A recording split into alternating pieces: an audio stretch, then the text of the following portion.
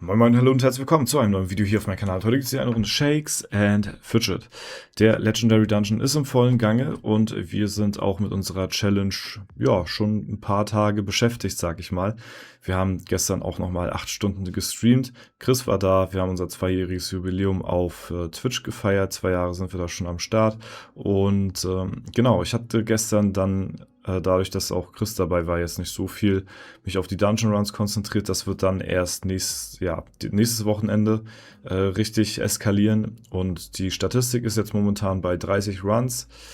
3 davon sind Zero Death und 2-mal bin ich auf Ebene 100 verreckt. Ja, also 2-mal bin ich beim Endboss liegen geblieben und sonst hätten wir schon auf 30 Runs jetzt insgesamt 5 Zero Death Runs gehabt, aber 2-mal am Endboss dann gescheitert. Ganz knapp. Ja, also es war sehr, sehr belastend. Ja, aber was willst du machen, ne? Wir gehen heute auch nochmal rein. Der Run zählt jetzt auch nochmal für die Statistik.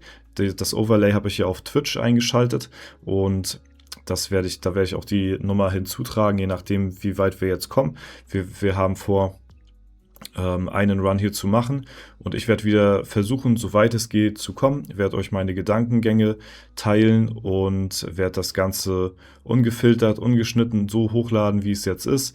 Wenn ich auf Ebene 10 verkacke, ist es so, dann ist das die bittere Realität, aber auch das gehört dazu.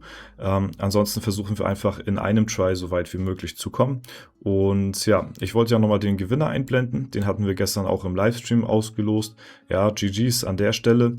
Der Janus Jarzinia 8080 hat gewonnen und schreibt hier Legendary Dungeon Hype. Ja, GG's an dich auch nochmal hier im Video. Bitte auf Discord oder Instagram melden, anschreiben und dann können wir dort nochmal weiterschreiben auf jeden Fall, ne? Also der Gewinner ist soweit bekannt. Okay, ich würde sagen, wir quatschen gar nicht lange weiter rum. Wir gehen direkt rein und versuchen mal, so gut es geht, durchzukommen.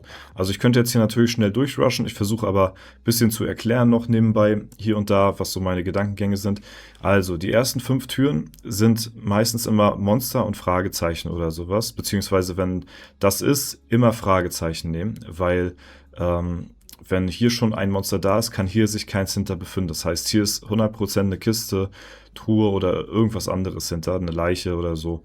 Ne? Deswegen immer Fragezeichen nehmen. Ihr wollt am Anfang wirklich, wenn ihr auf Zero Death Runs geht, wollt ihr wirklich erstmal versuchen, einen Buff zu haben. Ja, irgendwie ein One-Hit-Wonder, Schlüsselerlebnis oder ein Heal oder sowas.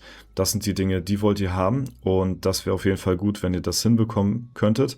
Andernfalls ist natürlich das Ding, ihr wollt natürlich auch Schlüssel farmen, ja, verstehe ich, aber es ist besser, die Monster mit Buffs zu farmen, als halt eben einfach jetzt so hier direkt auf das Monster zu klicken. Also das wäre hier die falsche Entscheidung. Deswegen, ja, immer zum Anfang versuchen zu gamblen. Es ist natürlich auch am Ende des Tages ein Gamble. Und die ersten 5 Türen, da hast du viel so eine Kombination hier. Das ist natürlich wunderbar, klappt das jetzt hier. So, und jetzt können wir auch das Monster nehmen, weil jetzt haben wir einen Buff. Hier hätten wir jetzt zwar auch wieder eine Truhe oder sowas ähnliches hinter, aber jetzt würden wir schon One-Hit-Wonder verschwenden, wenn wir jetzt hier reingehen und nicht die Monster farmen. Deswegen fangen wir jetzt an, Monster zu farmen und Schlüssel zu stacken. Hier selbes nochmal. Ich habe ja gesagt, die ersten 5 Ebenen ist meistens immer Monster und Fragezeichen und das ist auch so. Deswegen gambelt am Anfang auf einen Buff. Es kann hier, das ist jetzt die letzte Situation, nach der Tür kommt das jetzt nicht mehr. Passt auf, jetzt kommt danach kein Monster und Fragezeichen mehr, wenn wir jetzt hier durch sind. So, jetzt haben wir nämlich andere Konstellation. Monster und Fragezeichen sind wirklich immer nur die ersten 5 Türen. Also da auf jeden Fall immer versuchen, die Fragezeichenräume mitzunehmen für halt eben Buffs. Ja, am Anfang denke ich auch, wenn ich Full Life bin, sehr gerne auch eine Falle, wenn ich One-Hit-Wonder habe, wenn nicht, oder Heal oder irgendwas anderes, wenn nicht, dann nicht. Hier ist natürlich klar, also wenn ihr jetzt direkt einen 8er One-Hit-Wonder habt und da kommt ein Buffraum hinterher, würde ich vorsichtig sein mit dem Buffraum, weil der kann euch auch euer 8er One-Hit-Wonder in 4er One-Hit-Wonder umwandeln. Das passiert meistens immer nach Schlüsselhändlern, da müsst ihr mal ein bisschen aufpassen. Hier haben wir jetzt in dem Falle Glück gehabt und kriegen sogar noch einen Heal. So, jetzt ist das Ding, jetzt würden wir quasi das eine One-Hit-Wonder wegwerfen, weil wir jetzt das gegen einen Buff eintauschen, aber das ist jetzt auch nur noch einmal. Deswegen würde ich jetzt mal gamblen. Wir haben auch noch zweimal Heal, also ein Monster kriegen wir eh. Fallenentschärfer, würde ich sagen, war worth, weil wir haben jetzt eh den Heal und sind sowieso Full Life und haben jetzt noch einen Free Fallenentschärfer mit dabei. Das passt auf jeden Fall. So, als nächstes, ja, müsst ihr, wenn es geht, weiter gamblen, weil das reicht so jetzt noch nicht. Wir müssen gucken, dass wir wirklich die ersten Etagen gut durchkommen, weil die ersten Etagen macht wirklich viel aus. Deswegen, ich nehme immer ganz gern das Glücksrad, kann natürlich auch hier, also ein Poison oder sowas hinter sein, dann ist natürlich immer nicht so gut. Ja, hier ist natürlich klar, Goldraum, da gambeln wir auch nochmal, always choose the rock. Er nimmt den auch, ja, hat er sich auch so gedacht. So, und dann gehen wir jetzt einfach weiter unseren Weg. Jetzt würde ich auch nochmal die Glückstür nehmen, weil wir haben Full Life und das können wir noch tanken, falls wir jetzt irgendwie einen Debuff bekommen oder so. Ja, wenn ihr jetzt irgendwie wenig Leben habt, ist immer schon schwierig, da muss man dann gucken. Okay, jetzt sind wir auf Ebene 17. Wir sind jetzt ein bisschen angedamaged. Ich würde auch niemals mit Full Life eine Tür nehmen, weil dann kann sein, dahinter ist ein Heal oder irgendwas und dann bringt euch die Tür nichts, wenn ihr Full Life habt. Deswegen immer angedamaged in Türen reingehen. Wir haben jetzt 8 Schlüssel, 9 Stück, sind jetzt gleich durch mit der ersten Ebene. Das passt soweit, ja. Wir nehmen nochmal das Monster mit und jetzt versuchen wir nur noch erstmal durch Türen durchzugehen und spekulieren auf einen Heal oder sowas. Ja, da haben wir zum Beispiel einen Heal. So, hier wieder Konstellation wie am Anfang. Fragezeichenraum auf jeden Fall. Dann, so, kriegen auch einen Fallenentschärfer, das ist sehr gut. Heal wäre auch super gewesen. Ja, da können wir schon mal hier so durch. Ja, ich versuche mal ein bisschen Leben zu stacken. Ich versuche mal eine Fluchtversuch. Okay, es hat leider nicht geklappt. Das war auch ein Wasted Key an der Stelle. Schade. Jetzt gehen wir nochmal in die Tür, weil wir wollen jetzt ein bisschen Leben haben für den Zwischenboss gleich, dass wir nicht komplett angedamaged da durchlaufen. So, ich versuche nochmal zu fliehen. Schade, das ist leider sehr unlucky, weil wir haben jetzt relativ gut Schlüssel und Poison hinterher. Ja, wir haben jetzt sehr viel Glück gehabt, die ersten Türen. Jetzt passiert die Phase, wo wir leider ein bisschen auf den Sack kriegen. So, jetzt entscheidend Glyphe. Was kriegen wir? Mondstein nehmen wir mit. Erhöhte Chance zu fliehen. Ist sehr gut. Ist von den 3 jetzt die beste. Seele des Hasen wollt ihr natürlich als erstes haben. Hat jetzt hier nicht geklappt. Seele des Hasen und Mondstein ist immer schon GG. Jetzt versuchen wir irgendwie bis zum nächsten Schlüsselhändler zu kommen. Der kommt ab Ebene, also kann ab Ebene 30 kommen. Ist aber nicht wahrscheinlich, also ist aber nicht garantiert, dass der gleich auf Ebene 30 kommt. Okay, und das ist jetzt schon GG. Ja, wenn wir jetzt hier nicht fliehen. Okay, gut, ja. Jetzt haben wir zumindest keinen Poison mehr. Aber jetzt müssen wir gucken, dass wir irgendwie was zusammenkriegen hier. Flucht aus, ja, und da ist RIP. Ja, da haben wir jetzt gepokert. Hat leider nicht geklappt. Wir haben 6 Keys. Das wäre sogar noch okay. Was ich jetzt hier hätte besser machen können, für mich als Selbstreflexion, ist, ja, also wir haben jetzt den Gamble genommen, das Glücksrad zu nehmen.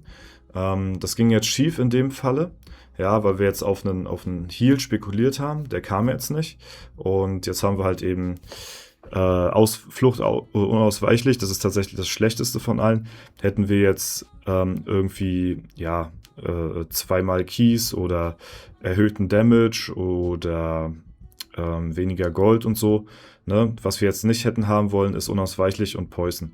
Ne? Also das war jetzt eine 3-gegen-2 Chance. Ja, weil auch bei Damage und so haben wir trotzdem die erhöhte Ausweichchance. Ja, jetzt hätten wir die erhöhte Ausweichchance nehmen können und hätten rechts das Fragezeichen nehmen können und hätten darauf spekulieren können, ja, das hat viel mit können, dass wir quasi nicht gehittet werden vom Monster. Auf Ebene 2 ist es immer schon sehr wahrscheinlich, dass da ein Monster hinter ist, vor allen Dingen, weil links eine Glückstür war und kein Fragezeichen. Das ist dann sehr wahrscheinlich oder zu fast 100%, dass rechts dann ein Monster auf uns wartet. Wir hatten Mondstein, das heißt, wir haben eine erhöhte Chance zu fliehen, aber das ist auch nicht garantiert. Und ja, wir hatten aber 6 Schlüssel. Das heißt, wir hätten auch gamblen können, dass wir durchkommen, weil ab der nächsten Ebene könnte eventuell schon der Schlüsselmeister auf uns warten und dann hätten wir für 3 Schlüssel schon einen Heal holen können, hätten wir uns wieder ein bisschen aufheilen können. Ja, das wäre vielleicht der etwas weniger riskante Weg gewesen, aber wir haben es jetzt halt eben so versucht. Ja, sind jetzt halt nicht so weit gekommen. Wir hätten noch weiterkommen können. Eben nur 29 ist jetzt nicht doll. Aber wir haben jetzt 6 Keys für den nächsten Try, was eine sehr gute Grundlage ist, wenn man jetzt wieder einsteigen möchte. Ja? Also Free-to-Play-Spieler versuchen zwar so günstig wie möglich durchzukommen und um so wenig wie möglich zu sterben. Aber es ist auch manchmal gut, vielleicht, ja, also als Free-to-Play-Spieler, wenn man jetzt nicht Zero Death Runs forst, sich für die nächsten Tries eine gute Grundlage zu ebnen und vielleicht Schlüssel aufzubewahren, anstatt sich versuchen, so auf Krampf am Leben zu erhalten, damit ihr dann beim nächsten Schlüsselhändler euch einen Buff holen könnt und nicht irgendwie auf 0 oder 1 Schlüssel da rumgammelt oder 2 und dann euch fast gar nichts holen könnt beim Schlüsselmeister. Das wäre halt nämlich ganz gut, wenn ihr da ja, dementsprechend noch ein bisschen vorgesorgt habt, ne? Ja, was soll's, ist jetzt halt eben passiert, ne? Zu viel, ja, zum Anfang sehr viel Glück, dann leider etwas Pech, wurden auch ein paar Mal gehittet am Anfang, wir haben versucht 2-mal auszuweichen, hat auch nicht so geklappt, aber it is what it is, ne? Aber ich hoffe, ihr konntet trotzdem ein bisschen was lernen. Die Anfänge sind wirklich die wichtigsten, gerade so die ersten 5 bis 10 Türen sind sehr entscheidend für Zero Death Runs. Und ja, wir werden die nächsten Tage versuchen, noch den einen oder anderen zu bekommen. Ne? Bis dahin wünsche ich euch alles Gute, haut rein und bis zum nächsten Mal.